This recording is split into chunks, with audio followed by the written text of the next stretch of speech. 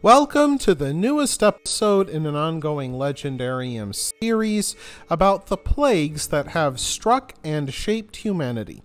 In this installment, The Sweating Sickness of Late Medieval England, we will talk about how the army of Henry Tudor may have brought the sweating sickness into England, and it would strike the kingdom in 5 successive epidemics as the country made the transition from the medieval to the modern age. On August 22nd, 1485, the army of Henry Tudor, the future King Henry VII, confronted that of King Richard III at Bosworth Field. Some of the French mercenaries in Henry Tudor's army were reportedly sick with a strange illness, but that did not stop Tudor from crushing the royal army, and King Richard III became the last king of England to die in battle.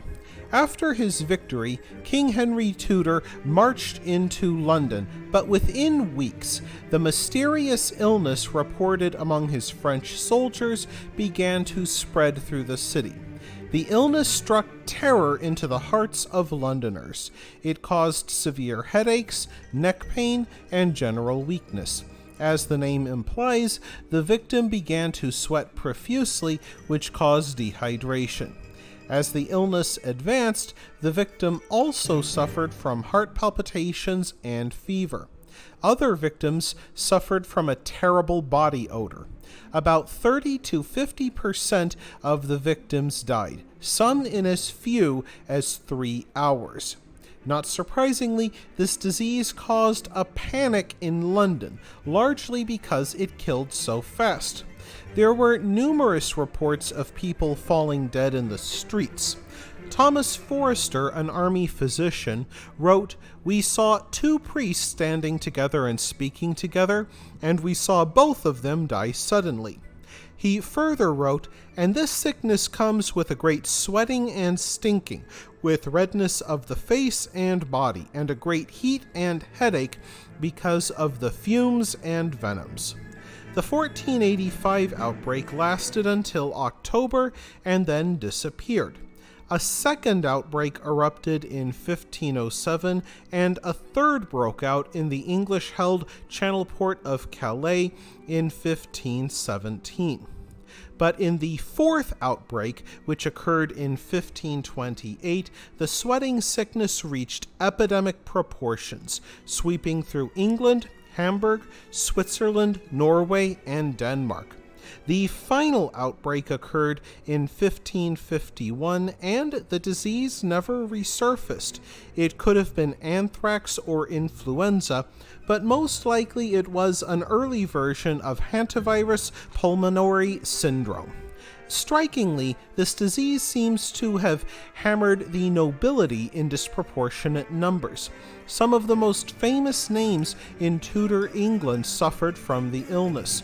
Cardinal Wolsey had it twice during the 1517 and 1528 outbreaks. He recovered both times, though many members of his household died during both epidemics. Anne Boleyn likely suffered from the illness as well, and King Henry VIII refused to sleep in the same bed for more than 2 nights in a row, believing that this would save him from the sweating sickness. But King Henry VIII was not the only rich Englishman on the hunt for a cure. Indeed, one of the early modern world's first celebrity doctors emerged from the sweating sickness crisis. John Case. Since the disease often struck rich noblemen, Case saw a chance to get rich by selling expensive cures to paranoid noblemen.